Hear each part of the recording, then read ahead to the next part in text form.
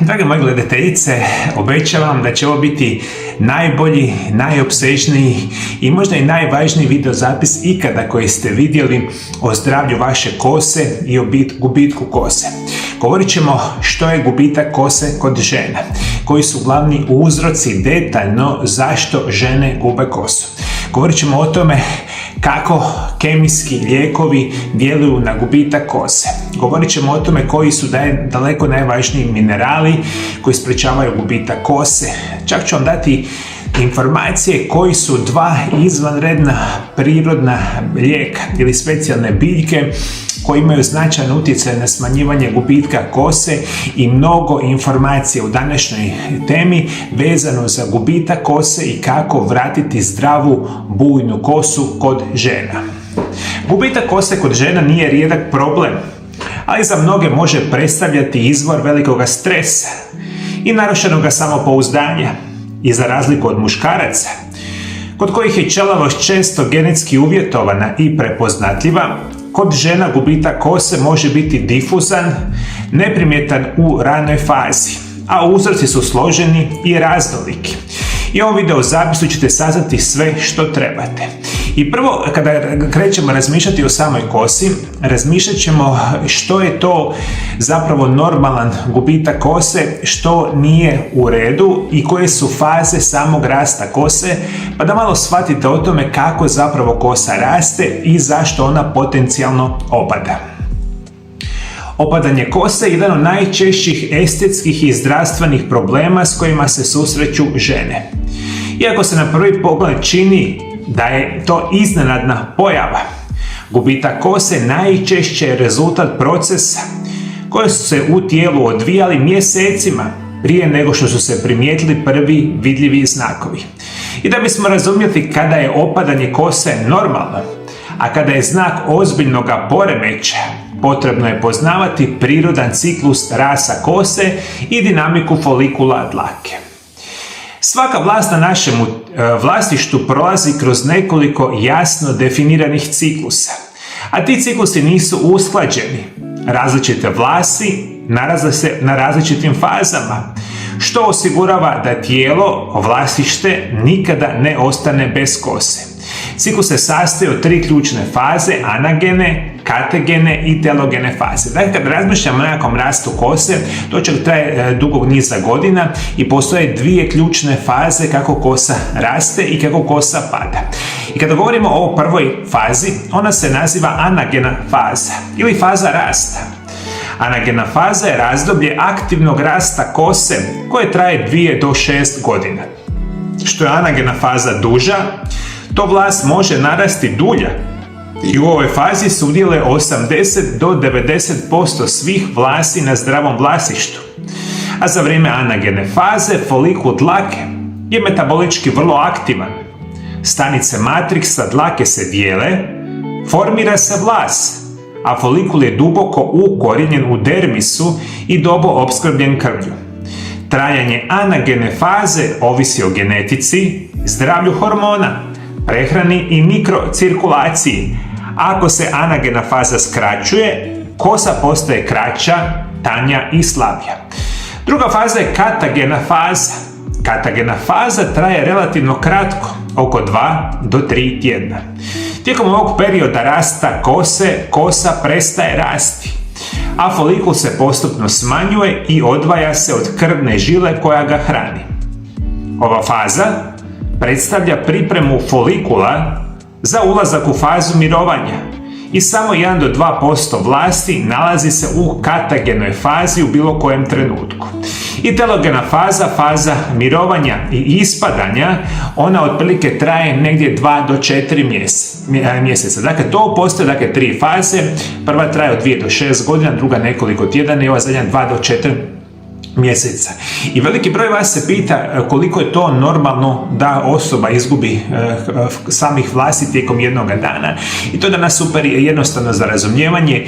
Normalno da tijekom jednog dana od 50 do 100 vlasti ispadne i kasnije se zamijene sa novim vlastima. Sve preko 100 vlasti kada ispada tijekom jednog dana upozorava na određeni problem. Možemo reći, problem nastaje kada je dnevni gubitak više od 100 vlasi ili kad kosa sa vremenom postaje vidljivo prorijeđena, slaba, lomljiva i beživotna. U takvim slučajevima ciklus rasta kose je poremećen, a najčešće tako da preveliki broj vlasi prerano ulazi u telogenu fazu dok se anagena faza skraćuje. I mi kada razmišljamo o tome kada se zabrinuti što promatrati, opadanje kose postaje razlog za zabrinutost kada se pojave sljedeći znakovi. Prva je pojava šire vidljivosti tjemena. Druga, nagli gubitak veličine kose u kratkom periodu. Treće, kosa se lomi, puca prije dužine koju ranije imala. Četvrto, na jastuku, u odvodu ili na četki ostaje mnogo više kose nego prije. Peto, dolazi do stanjivanja kose, a ne samo ispadanja. Šesto, javljaju se kružna područja bez kose, alopecia areata. Opadanje kose koje traje dulje od 3 mjeseca bez znakova poboljšavanja ukazuje da je nekakav određeni problem, specijalno danas govorimo o ženama. Ali prije nego što vam nastavim pričati o samoj kosi i o svemu tome što vas treba interesirati, želim reći da u mojoj ordinaciji od nedavno imamo mogućnosti prevesti bilo koju medicinsku dokumentaciju sa bilo kojeg jezika svijeta. I svi vi koji ste bolesni želite moju pomoć, nazovite moju ordinaciju na brojeve telefona +385 98 91 79 200. Javite nam se putem Vibera, Whatsappa ili e-maila. I to je danas super jednostavno, uslikajte vaše nalaze mobitelom na bilo kojem jeziku iz bilo kojeg kraja svijeta, pošaljite nalaze u moju ordinaciju i vaše upite i ja ću osobno pregledati vaše nalaze, prevešćemo ih naravno i onda kada se odlučimo poslat ćemo vam ponudu za liječenje i konzultacije bez dolaska u moju praksu. Ja vam zadnjih 26 godina liječim i savjetujem pacijente iz cijeloga svijeta sa specijalnim programima prirodnog liječenja i zdravih životnih navika, a za vas ću specijalno napraviti upravo to. Prirodni program liječenja sa zdravim životnim navikama i najboljim prirodnim lijekovima za vaše bolesti. Rekao sam sa bilo kojeg kraja svijeta, slobodno mi se javite, tu sam da vam pomognem. Kada govorimo o glavnim uzrocima gubitka kose, kod žena ćemo prvo govoriti će biti hormonalne promjene. Hormoni imaju ključnu ulogu u regulaciji rasta i ciklusa kose. Promjene u njihovoj ravnoteži često dovode do gubitka kose kod žena. Prvo će biti trudnoća i postporođajno razdoblje. Jer tijekom trudnoće povišene razine estrogena produljuju anagenu fazu, odnosno fazu rasta kose, zbog čega kosa postaje gušća i sjajnija. Međutim, nekoliko tjedana do mjeseci nakon poroda dolazi do naglog pada estrogena. Ovaj hormonalni pad može uzrokovati takozvanu postporođajnu telogenu alopeciju. Stanje u kojem veći broj vlasi ulazi u fazu mirovanja i ispada. Kod većine žena ovaj gubitak je privremen i kosa se vraća u normalnu, obično unutar 6 do 12 mjeseci. Ipak intenzitet opadanja može biti značajan i izazvati psihički stres, što dodatno pogoršava stanje. Dakle, ovaj dio emisije posebno ćemo voditi računa o tome da shvatite koji su glavni razlozi da ženama ispada kosa. Naravno da su to hormoni, naravno da je trudnoća. Međutim, jedan od velikih razloga zašto vama ispada kosa bit će promjene specijalno hormonalne za vrijeme menopauze. Perimenopauza, menopauza i postmenopauza označuje jedan veliku prekretnicu u zdravlju samih žena. U ovoj fazi se specijalno smanjuju dva ključna hormona koji se nazivaju estrogen i koji se nazivaju progesteron. Oni u nekakvim studijima, i danas mi jako dobro znamo, da čak nakon menopauze padnu čak 95% manje nego što je bilo kada je bilo prije menopauze, što je ključno riječi za ispadanje kose. Možemo reći, kod žena u menopauzi i perimenopauzi očitovanje gubitka kose je difuzno, prije svega na vrhu glave i tjemenu, dok vlasi postaju tanje i krhke. Hormonalne promjene također mogu utjecati na strukturu vlasi i folekula, što dovodi do sporijeg rasta i povećane lomljivosti kose. Još jedan problem kod hormona je sindrom policističnih jajnika. To je endokrini poremećaj kod žena reproduktivne dobi. Jer višenak androgenih hormona ili muških spolnih hormona može izazvati gubitak kose po muškom uzorku, što znači da kosa postaje prorijeđena na tjemenu, dok obrve i rubovi vlastišta mogu ostati nepromijenjeni. Pored gubitka kose, sindrom policističnih jajnika često uključuje akne, debljanje, neravnomjerne menstruacije i inzulinsku rezistenciju. Dalje što uzrokuje gubitak kose, to je potpunosti jasno i tu generalno najmanje uopće možemo utjecati, to će biti genetska predispozicija. Kako mi muškarci u velikom broju slučajeva gubimo kosu radi genetske predispozicije, tako i žene i sve više u današnje moderno doba genetika uzrokuje gubitak kose. Dalje ćemo govoriti nešto što je jako bitno za žene i na koje naravno možete onda krasno i utjecati, biti će gubitak kose vezan za stres u svakodnevnom životu. Stres je jedan od najmoćnijih, a ujedno i najpodcijenjenijih uzroka opadanja kose kod žena. Iako ga mnogi ne povezuju sa kosom, stres izravno utječe na hormon kortizol i živčani sustav, krvne žile i imunitet. Sve ono što je potrebno kako bi folikul normalno rastao. Kad je razina stresa povišena duže vrijeme, tijelo ulazi u stanje bori se ili bježi, što negativno utječe na rast kose.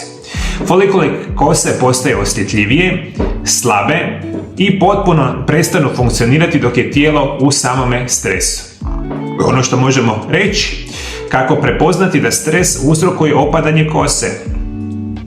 To može biti ako naglo vam opada kosa 2 do 3 mjeseca nakon stresnog događaja, prorijeđena kosa na cijelom tjemenu, te osjetljivo vlastište, opadanje pri pranju ili češljanju, te promjene u kvaliteti sna ili hormonalna neravnoteža, stres.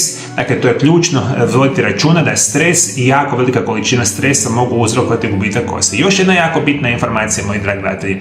Kada razmišljamo o gubitku kose, jedan od ključnih razloga, i to ćemo u današnjoj emisiji detaljno pričati, biti će jako loša prehrana i kroničan nedostatak bitnih minerala, vitamina i ostalih nutrijenata koji igraju ključnu ulogu u fazi rasta kose.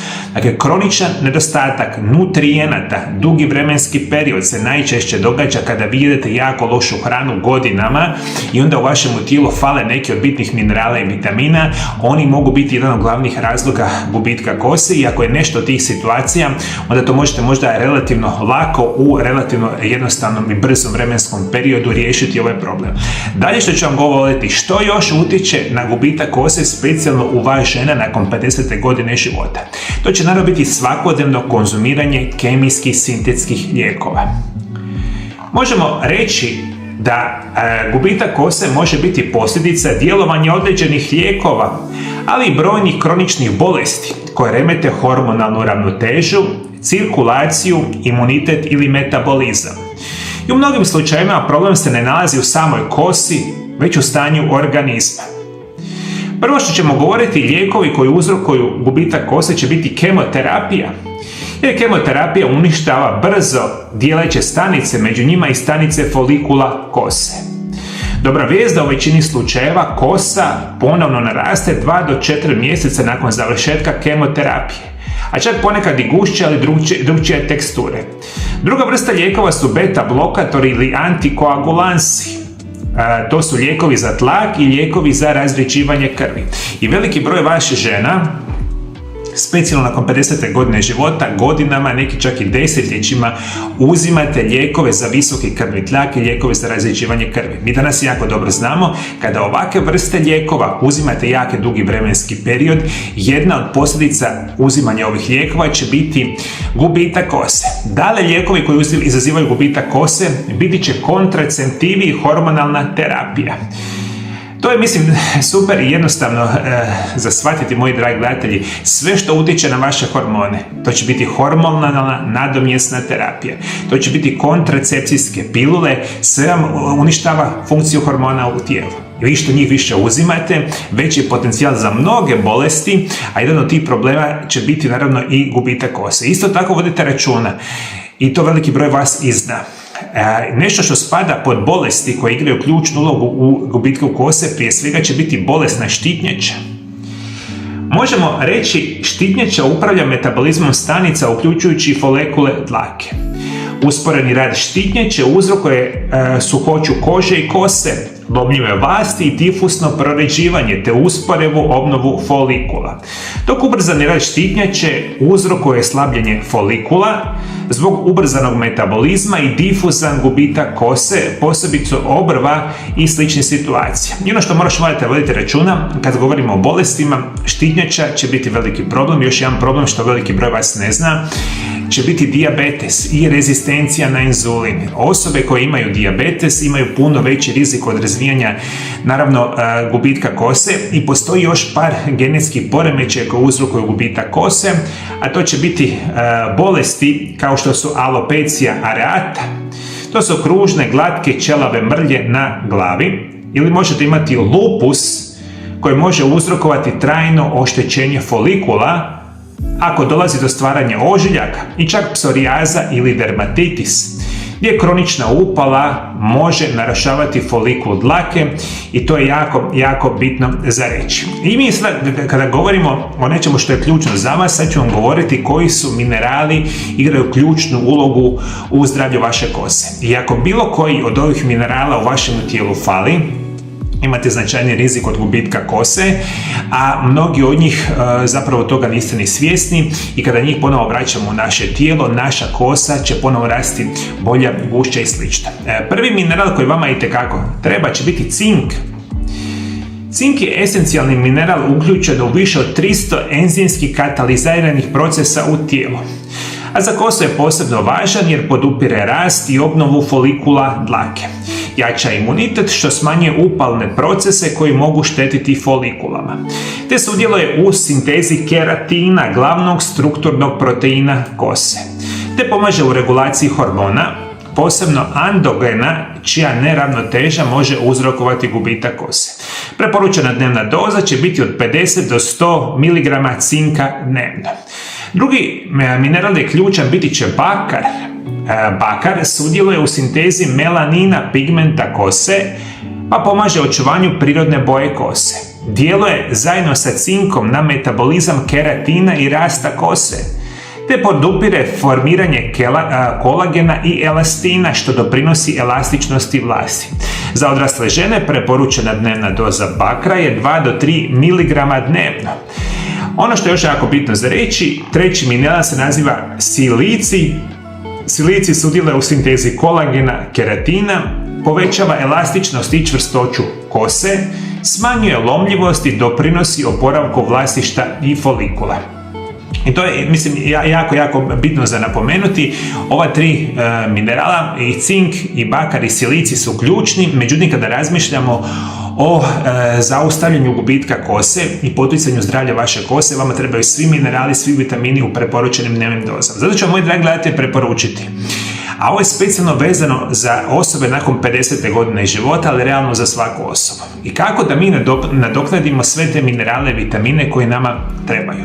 Prvi i jedini, zapravo ne prvi način koji bi bio savršen je da svakodnevno, mjesecima, cijelu godinu dana ili puno više jedete savršenu organsku krasnu hranu koja sadrži sve te minerale i vitamine. Nažalost, mi živimo u vremenima kad jedemo užasnu hranu desetljećima, a to je sva ona hrana iz naših dućana koja je visoko procesuirana i koja u sebi nema ništa minerala, ništa vitamina i ništa nutrijenata. Onda vam je jedina šansa, ako je vama uzrok gubitka kose kroničan nedostatak ovih bitnih minerala, i da uzimate visoko kvalitetne dodatke prehrani koji u sebi imaju visoke 100% organske doze minerala, vitamina i ostalih stvari što vam treba. Zato vam treba multivitaminski dodaci prehrani i vi ako znate bilo kojeg proizvođača na svijetu koji proizvodi vrhunske 100% organske dodatke prehrani koji se naziva multivitaminski dodaci prehrani, molim vas uzimajte i uzimajte ih mjesecima jer ćete onda pomoći zdravlju vaše kose. Samo vodite računa da mi živimo u vremenima kada nas sa svih strana varaju ne bi li zaradili na vama novce i ja ću vam danas reći, i to je sasvim sigurno mojih 26 godina rada sa pacijentima i izučivanja o nutricionizmu i prirodnim lijekovima, da skoro 99% dodataka prehrane su kompletno smeće. To se nama prodaje kao da je to nešto izvanredno, a u sebi ima 0 organskih prirodnih sastojaka. Najčešće kupujete loše dodatke prehrani koji se ukrcate kemikalijama, sintetskim nekakvim osnovama i onda sa nekakvim konzervansima, umjetnim bojilima, i to se nama prodaje pod prirodne lijekove. Problem je što vi ne shvaćate kada loše dodatke prehrani uzimate duži vremenski period, oni rapidno mogu pogoršati vaše zdravlje. Upravo o ovoj temi će uskoro doći jedan moj dugački video zapis o lošim dodacima prehranima kojima uzimate. I sad, rekao sam vam, kupite sami, ako znate visoko kvalitetne multivitamine, uzimajte ih mjesecima, to će biti super. Ako slučajno ne znate koji je visoko kvalitetni multivitaminski napitak, ja ću vam preporučiti, na mom dućanu zdrave hrane postoji vjerojatno najbolji ili jedan od najboljih na svijetu multivitaminski napitak, oni se nazivaju optimalni set. On dolazi u ovakvim određenim vrećicama i ovo se naziva Power Cocktail, ovo je nešto što se naziva Activise i fali mi treći koji se naziva Restorate.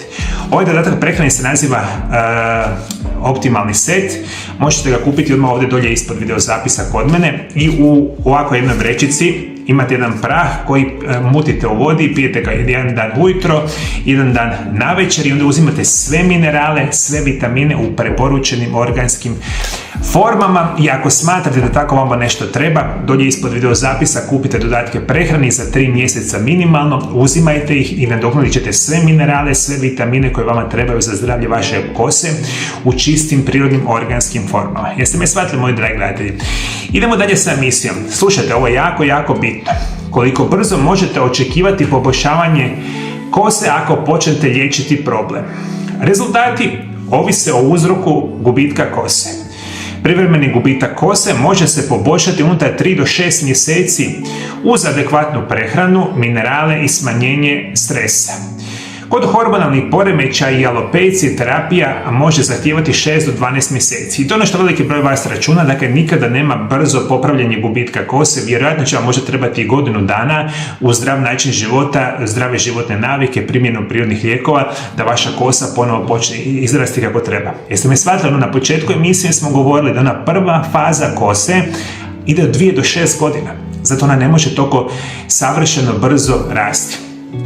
Super zdrav način života cijeli život, ali specijalno računajte od 6 mjeseci do godinu dana, nekakav minimalni vremenski period da oporavite zdravlje vaše kose. Slušajte, ovo je jako bitno. Koje pretrage bi vi trebali napraviti da znate koji je glavni uzrok vaše kose? Pravilna dijagnostika predstavlja temelj uspješnog liječenja gubitka kose.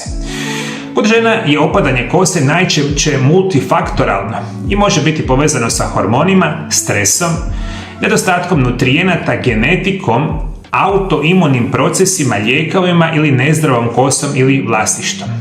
Prvo što vam je treba je klinički pregled kod dermatologa ili trihologa, to je prvi i najvažniji korak. Pregled omogućuje stručnjaku da procjeni stanje kose izravno, vidljivo i stručno. Kod dermatologa se procjenjuje gustoća vlasi i raspored proređivanja, stanje folikula i vlasište, te oblik ili vrsta alopecije. Ono što možemo reći od laboratorijskih pretraga, trebate uzeti kompletnu krvnu sliku gdje se procjenjuje anemija, infekcije ili upalne procese. A anemija, posebno ona uzrokovana manjkom željeza, jedan je od najčešćih uzroka gubitka kose kod žena, osobito kod onih sa obilnom menstruacijom, neredovitom prehranom i kroničnim upalama. Morate provjeriti željezo ili feritin, te obavezno cink i bakar. Jer ako nemate cinka i bakra, jako veliki broj problema može biti, isto tako i sa samim silicijem. Te trebate provjeriti hormone štitnjače, kao što su T4, T3, TSH, koji su ključni za opadanje kosa, te kod hormone kod žena kao što su estrogen, progesteron, testosteron i DHAS i SHBG globulin koji se veže na sporne hormone. I obavezno možete napraviti specifične testove vlasišta koji se nazivaju trikogrami, koji su jako bitni, čak ponekad možete napraviti nekakvu vrstu biopsije, dakle ovisno koji je potencijalni uzrok, ili su hormoni, ili kroničan nedostatak minerala, vitamina, ili što god da je u pitanju, moramo to prvo provjeriti. I kada utvrdimo sa samim dijagnostičkim pretragama što je tu nama fenomenalno, zapravo dokazano, onda mi možemo fenomenalno utjecati sa zdravim životom. Jeste me shvatili, moji dragi gledatelji, ovo su pretrage koje se namijenjene svima vama za otkrivanje uzroka gubitka kose. Zadnji dio emisije sam ostavio za dvije specijalne biljke koje su jedne od najboljih biljaka na svijetu za gubitak kose. Molim vas jako dobro saslušajte. Moja prva preporuka će biti da uzmete ginkgo bilobu. Ginkgo biloba je poznata kao drevni živi fosil. Ovo je jedna od najstarijih biljaka na svijetu i najstarijih stabala na svijetu. Tradicionalno se koristila u kineskoj medicini već tisućama godina za poboljšanje cirkulacije i mentalne jasnoće. Ono što možemo reći, kada uzimate ginkgo bilobu, povećavate protok krvi u malim kapilarama, uključujući i vlasište, što potiče opskrbu folikula hranjivim tvarima. Uzimajući ginkgo bilobu, štitite stanice kose od oksidativnog stresa i slobodnih radikala. Uzimajući ginkgo bilobu potičete rast kose, jer bolja cirkulacija i zaštita folikula mogu smanjiti gubitak kose i poboljšati gustoću vlasi. Te ginkgo biloba vam jača imunitet, što je jako bitno kod osoba sa autoimunim oblikom gubitka kose. Jeste me shvatili, moji dragi gledatelji? Ono što ću vam preporučiti, uzimate multivitamine koje god vi izaberete ili uzimate sa mog dućana zdrave hrane optimalni set. Uz njega smijete uzimati ginkgo bilobu, koje možete biti isto tako tražite u organskoj čistoj formi, koja može biti u formi kapsula, tableta, čajeva, tinktura, prahova, kako god. Najjednostavnija će možda verzija biti da uzimate mjesec, 2, 3 ginkgo bilobu u obliku kapsula i to će vam izvanredno pomoći. Ako ne uzimate ginkgo bilobu, moja druga preporuka će biti jedna izvanredna biljka koja se naziva Pygeum ili Pygeum africanum. Pygeum africanum je stablo koje raste u središnjoj i južnoj Africi. Tradicionalno je poznato u lokalnoj medicini za liječenje problema sa prostatom kod muškaraca. Međutim, u posljednjih 10 godina istraživanja pokazuju da ova biljka ima izvanredan utjecaj na hormonalnu ravnotežu i cirkulaciju vlasišta, što je važno za gubitak kose kod žena. Uzimajući Pygeum, on može pomoći u regulaciji hormona koji utječu na difuzno proređivanje kose, osobito žena u perimenopauzi, menopauzi ili kod sindroma policističnih jajnika. Ova biljka smanjuje lokalne upale folikula dlake koje mogu uzrokovati lomljivost ili ispadanje kose. Te ova biljka poboljšava mikrocirkulaciju, jer slično kao i ginkgo povećava opskrbu hranjivim tvarima i folikulima. Te ova biljka podržava metabolizam hormona, što doprinosi očuvanju zdravlja kose. Dnevna doza je 50 do 100 mg dnevno, 1 do 2 puta dnevno uz obrok i minimalno trajanje, uzimanje samih ovoga Pygeuma biljke će biti isto tako, barem 3 mjeseca minimalno ga trebate uzimati pa da imate. Ovo je specijalno bitno, ako ste me malo prije saslušali, za žene koje imaju gubitak kose, posljedica hormonalne neravnoteže. Onda vam je ovaj Pygeum dobar, za ostale može biti izvanredan ginkgo biloba. I to su dvije biljke koje mi danas znamo da su značajni i jedni od najboljih biljaka na svijetu za poticanje zdravlja kose. Ali kao što sam napomenuo puno puta, i kada razmišljamo o gubitku kose, vodimo računa kada i živimo zdravo, da onda ta kosa treba duži vremenski period da se oporavi. I još jedna informacija je bitna za moje dragi gledatelji. Svi vi koji još ne znate, ja sam autor 3 knjige, a specijalno ću vam danas preporučiti moje 2 knjige o biljkama i prirodnim lijekovima. Ja sam se to trudio napisati zadnjih nekoliko godina i moja prva knjiga vam se naziva Čudesni prirodni lijekovi prvi dio i Čudesni prirodni lijekovi drugi dio.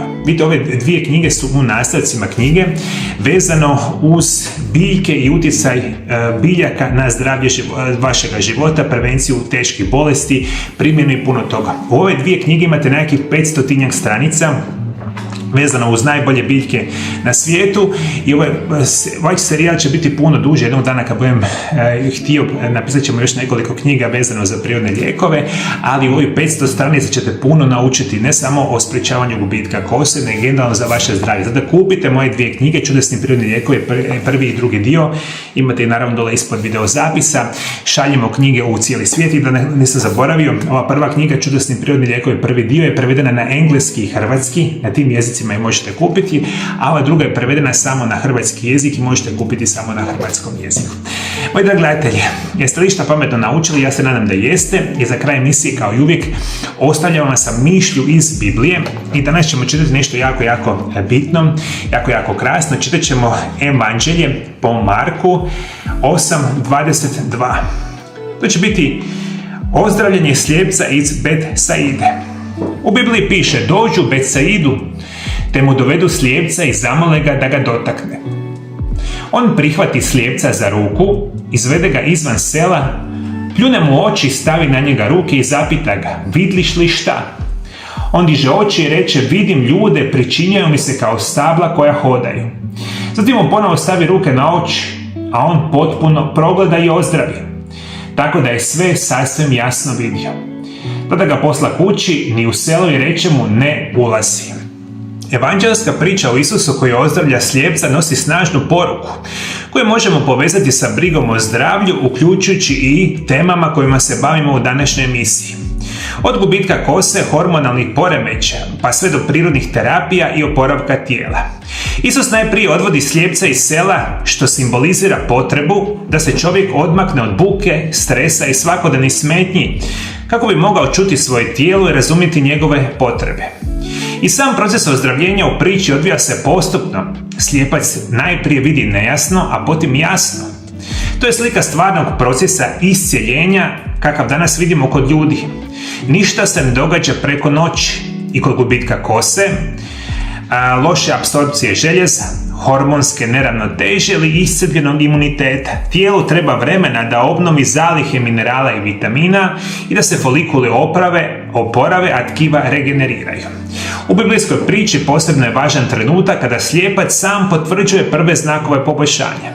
A to nas uči da čovjek mora aktivno sudjelovati u vlastitome iscjeljenju. U praksi to znači pratiti stanje kose i kože, obratiti pozornost na prehranu, nadoknaditi minerale, voditi računa o štitnjači, jetri, hormonima i stresu. I svjetlost koja dolazi u život slijepca nakon ozdravljenja je simbol jasnoće, ravnoteže i obnove. I to je ista svjetlost koja se vraća u naše tijelo kada nadoknadimo ključne minerale, vitamine, nutrijente i prirodne lijekove.